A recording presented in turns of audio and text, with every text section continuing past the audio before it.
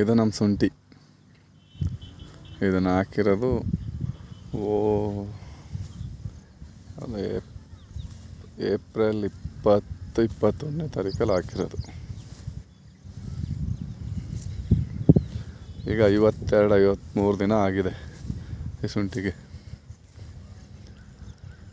ಒಂದು ಗೊಬ್ಬರ, ಒಂದು ಡ್ರಂಚಿಂಗು, ಒಂದು ಸ್ಪೇರ್, ಒಂದು ಔಷಧಿ 3 ಕೊಟ್ಟಿದ್ದೀವಿ ಇದಕ್ಕೆ.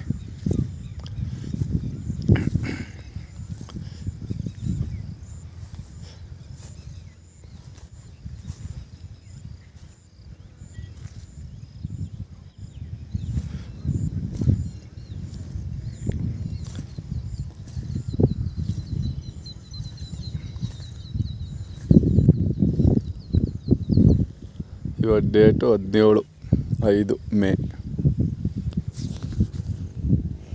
ಗೊಬ್ಬರ ಕೊಟ್ಟು 4 ದಿನ ಆಗೈತೆ. ಡ್ರಂಚಿಂಗ್ ಮಾಡಿ 12 ದಿನ ಆಗೈತೆ. ಅದು ಕೆಳಗಡೆ ನಮ್ಮ ಮಾವವ್ರದ್ದು, ಇದು ನಮ್ಮದು ಮೇಲ್ಗಡೆ. 8 ಮೂಟೆ ಹಾಕಿದ್ದೋ. ಅದು ಸ್ವಲ್ಪ ಖಾಲಿ ಕಾಣ್ತಾ ಇತ್ತಲ್ಲ ಅಲ್ಲಿ. ಅವತ್ತು ಹಾಕೋ ದಿನ ಬಿಸಿಲಿತ್ತು. ಮಧ್ಯಾಹ್ನ ಗಂಟೆ ಹಾಕಿರೋದು ಏನಾಗಿಲ್ಲ, ಒಂದು 12 ಗಂಟೆ ತನಕ ಹಾಕಿರೋದು. 12 ಗಂಟೆ ಮೇಲೆ ಹಾಕಿರೋದು ಆ ಕಡೆ ಸ್ವಲ್ಪ ಬಸ್ಟ್ ಆಗ್ಬಿಡೈತೆ. ಒಂದು 25-28 ಬೆಡ್ಡು ಬಸ್ಟ್ ಆಗ್ಬಿಡೈತೆ. ಇದೆರಡು ಬೆಡ್ಡು ಮಾರನೇ ದಿನ ಹಾಕಿದ್ದು. ಇದೆಲ್ಲ ಚೆನ್ನಾಗಿ ಹುಟ್ಟೈತೆ. ಆ ಬೆಳಗ್ಗೆ ಹಾಕಿರೋದು ಚೆನ್ನಾಗಿ ಹುಟ್ಟಿದೆ.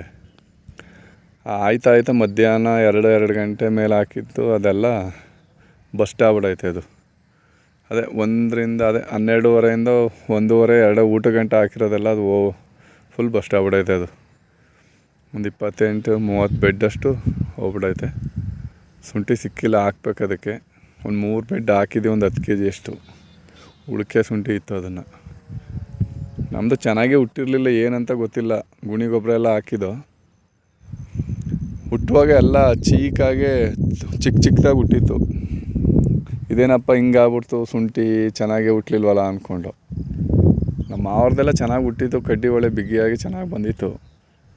ಇದು ಶುಂಠಿ ಹೊಲ ಕಾಣಿಸ್ತಿದೆ ಹೊರತು ಶುಂಠಿ ಗರಿನೇ ಕಾಣಿಸ್ತಾ ಇರಲಿಲ್ಲ. ಗರಿ ಕಾಣಿಸ್ತಾನೆ ಇರಲಿಲ್ಲ. ಇದೇನು ಹಿಂಗಾಗೋಗ್ಬಿಡ್ತಲ್ಲ ಅಂತ ಬೇಜಾರಾಗ್ಬಿಟ್ಟಿತ್ತು. ಆ ಶುಂಠಿ ಬಸ್ಟ್ ಬೇರೆ ಆಗ್ಬಿಡ್ತು. ನೋಡ್ಬಿಟ್ಟು ಇದೇನು ನಾನು ಹೊಲ ಎಲ್ಲ ಹೋಗ್ಬಿಟ್ಟೈತೆ ಅಂದ್ಕೊಂಡೆ. ಆಮೇಲೆ ಶುಂಠಿ ಅದಾಗೊಂದು 15 ದಿವಸಕ್ಕೆ ಎಲ್ಲ ಕಡೀತು. ಕಡಿದ್ರೂ ಎಲ್ಲ ಅಲ್ಲೊಂದು ಇಲ್ಲೊಂದು ತುಂಡ ಅಂತ ಇದಾಗೇನು ಕಡ್ದಿರಲಿಲ್ಲ. ಸ್ವಲ್ಪ ಬಿಸಿಲು ಜಾಸ್ತಿ ಇತ್ತು, ನೀರು ಒಂದು ಸ್ವಲ್ಪ ಶಾರ್ಟೇಜ್ ಆಯಿತು. ನಾವು 3 ದಿನಕ್ಕೊಂದು ದಿನ ಕೊಡ್ತಿದ್ದೋ. ಚೆನ್ನಾಗಿ ಕೊಟ್ಟು ಡೈಲಿ ಕೊಡ್ತಿರ್ಲಿಲ್ಲ. 3 ದಿನಕ್ಕೊಂದು ಸರಿ ಬೇಗ ಕಾದೋಗ್ಬಿಡೋದು. ಇದು ಮಣ್ಣು ಮೇಲ್ಗಡೆ, ಒಳಗಡೆ ಶೀತ ಇರ್ತಿತ್ತು, ಮೇಲ್ಗಡೆ ಕಾದ್ಬಿಡ್ತಿತ್ತು. ನೀರು ಸಾಲ್ತಿರ್ಲಿಲ್ಲ. ಒಂದು ನೈಟು ಒಂದೊಂದಕ್ಕೆ 2 ಶಿಫ್ಟ್ ಹೊಡಿತಿತ್ತು, ನೈಟು ಡೇ ಎಲ್ಲ. ಆದರೂ ಇನ್ನು 3 ದಿನ 4 ದಿನ ನೀರು ಇರ್ತಿರ್ಲಿಲ್ಲ. ಆಗ ಮಣ್ಣು ಮೇಲ್ಗಡೆ ಕಾದ್ಬಿಡ್ತಿತ್ತು. ಹಂಗಾಗಿ ಬಸ್ಟ್ ಆಗ್ಬಿಡ್ತು ಏನೋ ಅಂದ್ಕೊಂಡಿದ್ದ. ಒಟ್ಟಿನಲ್ಲಿ ದೇವ್ರ ದಯದಿಂದ ಈ ಕಡೆ ಎಲ್ಲ ಚೆನ್ನಾಗಿ ಉಟ್ಕೋತು. ಅದು ಅಷ್ಟು ಮಾತ್ರ ಅವತ್ತು ಬಿಸಿಲು ತುಂಬ ಮಣ್ಣು ಕಾದಿರೋ ಬಿಸಿಲು ಸಿಗ್ತಲ್ಲ, ಅದು ಮಾತ್ರ ಹೋಗ್ಬಿಟ್ಟೈತೆ. ಅದರಲ್ಲಿಲ್ಲ. ಆಮೇಲೆ ಏನು ಮಾಡೋದು ಅಂತ ನೋಡಿಕೊಂಡು ಒಂದು ಡ್ರಂಚಿಂಗ್ ಮಾಡ್ದೆ. ಹೋದ ಮಂಗಳವಾರಕ್ಕೆ 8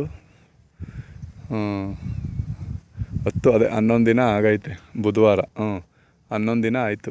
ಇವಾಗ ಶುಕ್ರವಾರ ಅಲ್ಲ, 11-12 ದಿನ ಡ್ರಂಚಿಂಗ್ ಮಾಡಿ ಆಮೇಲೆ ಸ್ಪ್ರೇ ಕೊಟ್ಟು.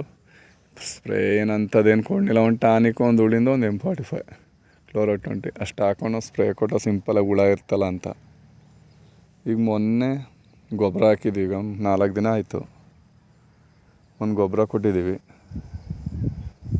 ಅದೇ ಈಗ ಇಷ್ಟ ಐತೆ. ಈಗ ಈ ಮಟ್ಟಿಗೆ ಒಂದು ಸ್ವಲ್ಪ ಈಗ ಹೊಲದಲ್ಲಿ ಒಂಚೂರು ನಿಂತ್ಕೊಂಡು ನೋಡೋ ಮಟ್ಟಿಗೆ ನಗುಮುಖ ಅನ್ನಂಗೆ ಕಾಣಿಸ್ತೈತೆ. ಈಗ ಇಷ್ಟು 3 ಕೆಲಸ ಮಾಡಿದ್ಮೇಲೆ ಈಗ 12-13 ದಿವಸದಿಂದ 13 ದಿನಕ್ಕೆ ಒಂದಿಷ್ಟು ಬದಲಾವಣೆ ಆಗೈತೆ. ಈಗ ನಮ್ದು ಏನೂ ಕಾಣ್ತಾ ಇರಲ್ಲ. ಕಳೆದು ವೀಡಿಯೋ ಮಾಡಿದ್ದೀನಿ, ಅದು ಯೂಟ್ಯೂಬಲ್ಲಿ ಹಾಕಿದ್ದೀನಿ.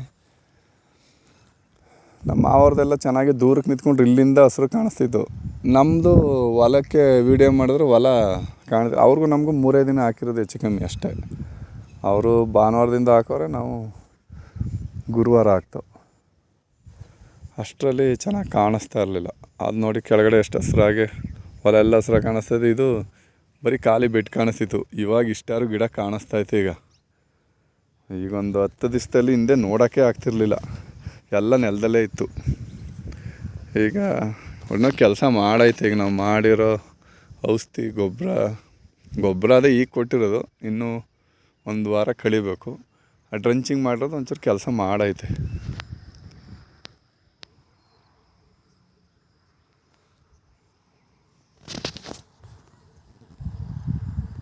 ಡ್ರಂಚಿಂಗ್ ಮಾಡಿರೋದು ಸ್ವಲ್ಪ ಕೆಲಸ ಮಾಡೈತೆ. ನಾವೇ ಓನಾಗಿ ಔಷಧಿ ತಂದು ನಾವೇ ಮಾಡ್ತಾಯಿರೋದು, ಯಾರಿಗೂ ಗೈಡೆನ್ಸ್ ತೊಗೊಂಡಿಲ್ಲ, ನಮ್ಮಿದ್ರಲ್ಲೇ ಮಾಡ್ತಾಯಿರೋದು.